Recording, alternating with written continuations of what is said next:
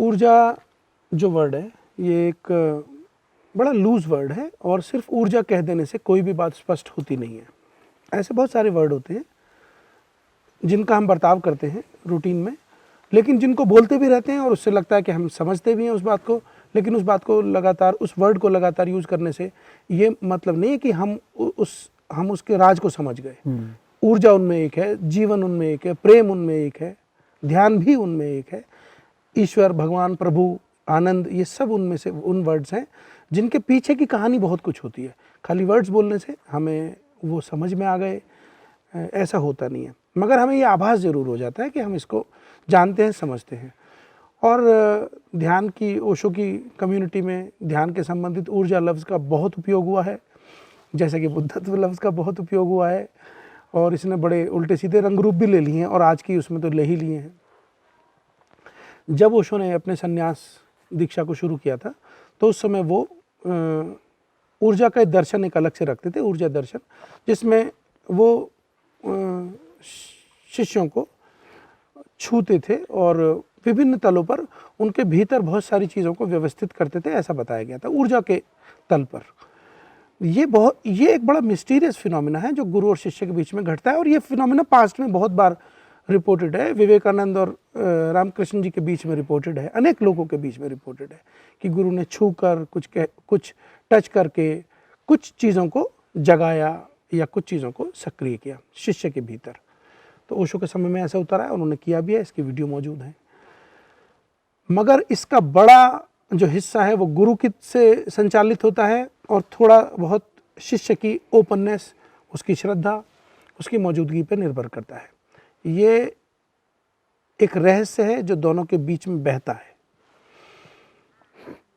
अब आज के समय में हमारी कम्युनिटी में ऊर्जा दर्शन संन्यास का एक जो प्रचलन हो गया है, और उसको इस तरह से जो प्रचारित करने का जो एक ढंग चल गया है, उसमें ये बात हल्की और धुंधली पड़ती गई है। इसकी मूल भावना तो वैसी रही नहीं है।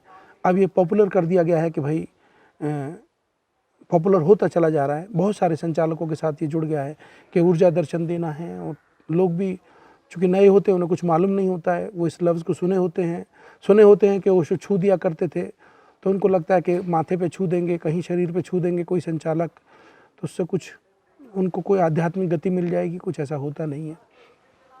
जो भी फिनोमिना गुरु के शिष्य को छूने से किसी विशेष स्थान पर होता है वो क्षणिक होता है, परमानेंट नहीं होता है। परमानेंसी अपनी तरफ से पैदा करनी होती है, ये कोई किसी को दे नहीं सकता। आध्यात्मिक ग्रोथ कोई किसी को दे ही नहीं सकता, कोई भी, वो ओशो भी हों, उन्होंने सैकड़ों जगह इसको बोला है कि मैं तुम्हें कुछ दे नहीं सकता हूँ, थोड़ी देर के लिए कुछ जगा सकते हैं। वो थोड़ी देर के लिए किसी भावना का संचार उस समय हो जाता है जब गुरु शिष्य को छूता है। कोई भावना, वो आगे के लिए पथ का पाथेय तो बनती है वो भावना, लेकिन उस भावना को सदा जीवित रखना वो शिष्य का श्रम होता है, उसका धर्म होता है। लेकिन खाली सोचा जाए कि माथे पे छू दिया और इसी से सब हो जाएगा, या हमारा आध्यात्मिक हम परिपक्व हो जाएंगे, ऐसा नहीं है। ये जो आज के समय में बहुत सारे जो लोग हैं जो ओशो से माथे पे कई बार दर्शन ऊर्जा ले चुके हैं, क्या कर रहे हैं वो आजकल? कोर्ट कचहरी हो रही है उनके साथ, वो शराब पी के कहीं नालियों में गिरे हुए पाए जाते हैं। ये लोग ओशो से ऊर्जा दर्शन लिए हुए हैं, और वो किस तरह के उल्टे सीधे धंधों में लिप्त हैं। फिर क्या हुआ, उस ओशो ने जो उनको छुआ, उनको ऊर्जा दी उसका, क्योंकि उन्होंने उस ऊर्जा को निरंतर अपने श्रम से शुद्ध नहीं किया, उस भावना को बचा के नहीं रखा, संजो के नहीं रखा, तो वो खत्म हो गया। अभी भी यही होता है कि वो उसको ऊर्जा दी जा रही है और लोग गिर रहे हैं, और जब तक वो गिरेंगे नहीं साहब, मतलब कुछ बात ही नहीं बनी, और वो उसमें और भी जुड़ता चला जा रहा है। रोने धोने का ऐसा लंबा चौड़ा प्रचलन हो गया है कि जो बेचारा दीक्षा लेने आया होता है वो तो चुपचाप ही बैठा होता है, जो लोग उसको सहयोग कर रहे होते हैं दीक्षा में, उस माहौल को बना रहे होते हैं, वही ज़्यादा चीख चिल्ला रहे होते हैं कि जाने उनको किस लोक में वो चले गए हैं, कौन सी ऊर्जा ने उनको आच्छादित कर लिया है कि बस वही हो गए हैं। ये सब दिखावे का एक वो है, ये देखना दिखाना है इसमें। आप उन व्यक्तियों के जीवन को देखिए कि वो कैसे उठते बैठते हैं, क्या खाते पीते हैं, किन लोगों में उनका होना है, बाकी चीज़ों में क्या कर रहे हैं। ये सब तो एक बहाने होते हैं कुछ चीज़ों को जगाने के, बहाना सिर्फ बहाना है, वो सत्य नहीं है, रियलिटी नहीं है। और लंबे समय में ये लोग भी पाएंगे जैसे कि अन्य लोग पा रहे हैं जो ओशो के समीप बैठे, रोज उनके चरण दबाते थे, ऊर्जा दर्शन में बैठा करते थे।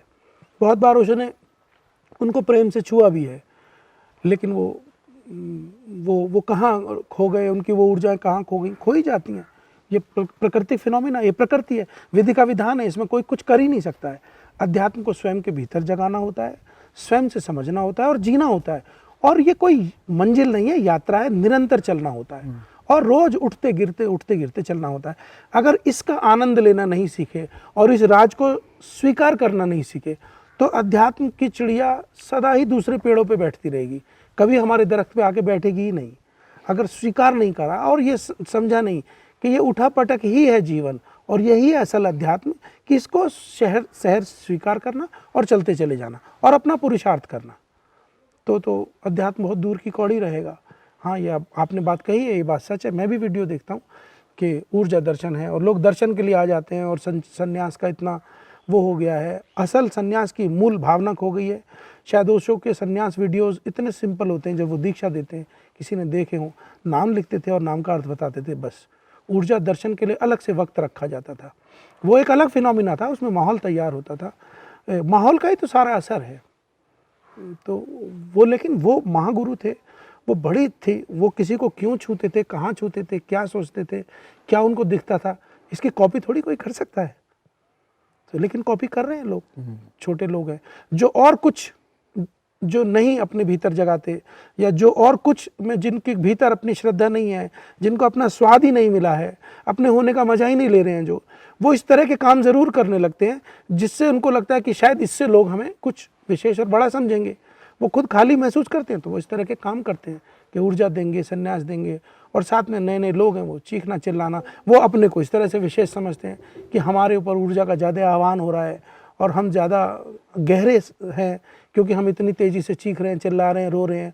और वो चीखना चिल्लाना कैथार्सिस के तल पे चला जाता है, जो बिल्कुल कैथार्सिस जैसा होने लगता है। कोई भावनात्मक फ्लो उसमें नज़र नहीं आता है, कोई प्रेम का फ्लो नज़र नहीं आता है। जब कोई प्रेम में रोता है, जब कोई श्रद्धा में रोता है, वो अलग उसका एहसास हो जाता है, किसी को भी हो जाता है, सभी को हो जाता है। ये कोई छिपी हुई बात तो है नहीं, सभी को मालूम है।